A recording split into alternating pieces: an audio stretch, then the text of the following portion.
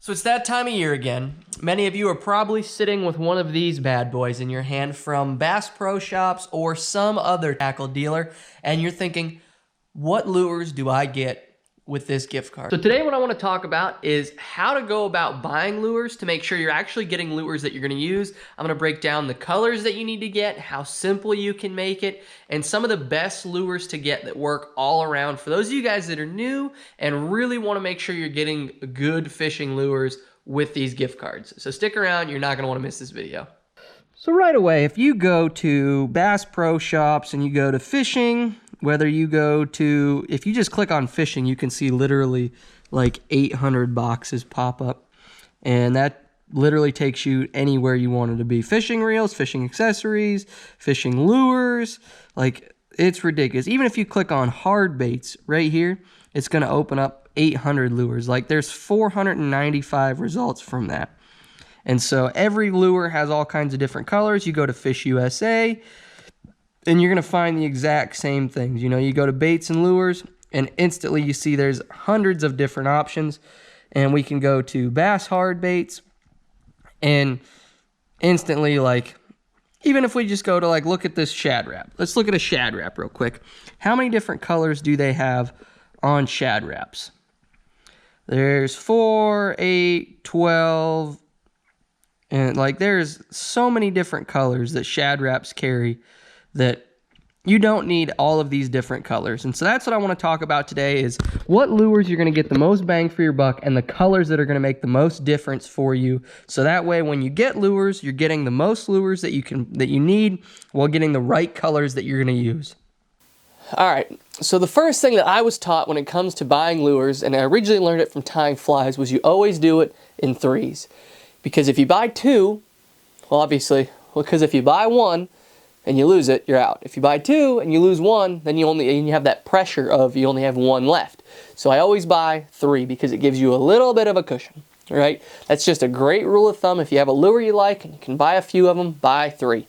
Now, the next I want to talk about is the colors that you buy, because there's so many colors out there and companies get you on this all the time. They literally make like 500 different colors. Like if you go to Zoom's website and look at how many different colors they have for a Zoom trick worm, it's literally like 150 different colors.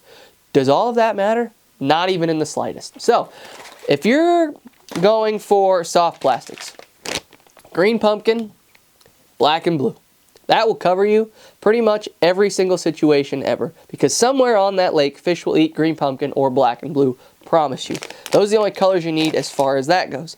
Pretty much every other thing you buy, I go by three different colors. I go by a natural shad, I go by a solid color shad, like a white shad, like a traditional, like a harder shad, in case the water gets dirtier, and then I go by an ignorant color. Chartreuse and blue, something like that, because sometimes those fish really like a really contrasting color, something super, super bright. But that's the only colors that I'll buy. The natural shad, I find my favorite color, natural shad. I'll scroll through the whole thing and go, I like this color the best. That's going to be my natural shad. Then I'll find a solid color shad and go, that's my, I like that one the best. That'll be that one. And then I buy a chartreuse and blue. And I really only buy the chartreuse and blue when it comes to crankbaits, because offshore cranking, sometimes they like that color, and smallmouth really like that those brighter colors, so I'll throw something like that for smallmouth. Now, when it comes to like jigs and stuff like that, same thing as, the soft plastic deal, green pumpkin, black and blue. Now, when it comes to moving baits like swim baits, chatter baits, jerk baits, I go by the same three color standard that we just talked about right there. Now, let's talk about what baits you're going to want to look at as far as what baits you're going to get the most bang for your buck when it comes to buying them this time of year. And the first thing I do is I go to the clearance rack, right?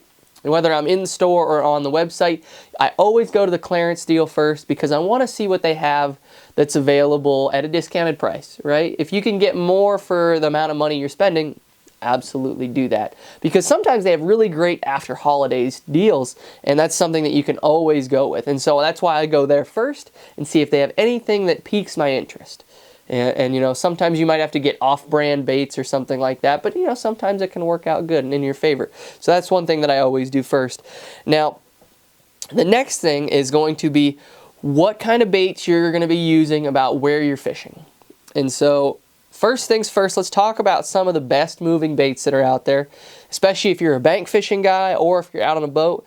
And you know, there's a few great options. It's going to be, you're going to have crankbaits, you're going to have spinner baits, chatter baits, and swim baits. Those are going to be like your 4 really good moving baits, mixing a jerk bait in there as well. Those are going to be your coup de grace right there. That's really all you need. If you're a bank fishing guy, it's really going to be spinner baits, chatter baits, and, you know, jerk baits a little bit. But if you're bank fishing, jerk baits can be kind of tricky because if you get a jerk bait stuck, you're kind of SOL.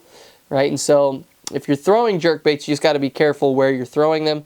And then swim baits. Swim baits are huge from the bank because I can actually make them weedless, and it helps me out a ton keeping baits unhooked off the bottom. If I was going to buy just a few lures to go out fishing with, this is not going to be for bank fishermen, this is not going to be for boat fishermen, this is just going to be for a fisherman. The first thing that I'm going to get is a jig. And I'm going to go with a jig that has a style head that you can use in everything. And so this is a 6th Sense Divine Hybrid, I think. I'll have it linked down below like always.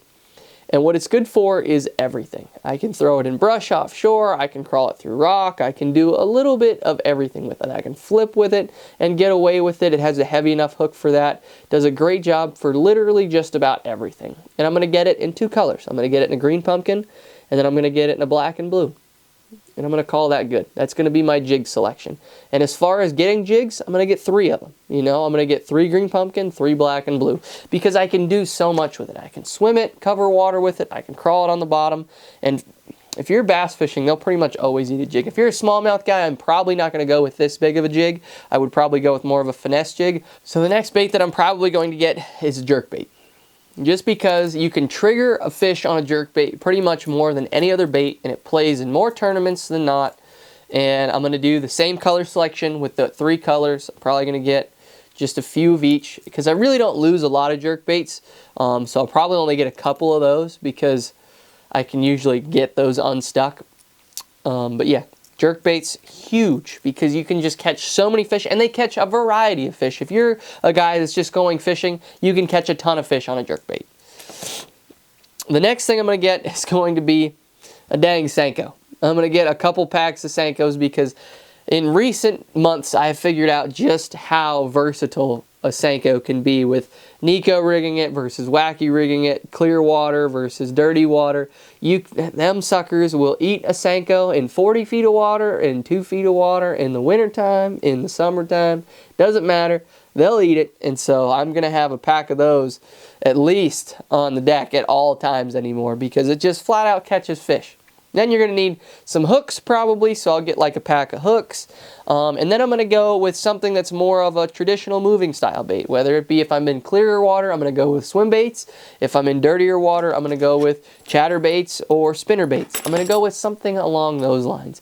But I'm really not going to differentiate outside of that type of lures because really that's going to be the best thing that you guys can get. If you live in Florida or you live in some more tropical areas that have more vegetation, warmer water, you can get some more topwater lures like frogs or buzz toads or something like that that you can, you know, cover water with and that hold up and last a long time. But guys, this is going to be, if I'm going to go spend money that I got on a gift card, that's going to be how I'm going to do it. And those are going to be the colors and the styles of baits that I'm going to do it with. And so hopefully that helps you guys when you're out there trying to spend the money that you got over Christmas. And hopefully it helps you guys catch more fish next time you're out there on the water. If you have any questions or comments, throw them down below. I'm really good at answering those. But thank you guys so much for watching.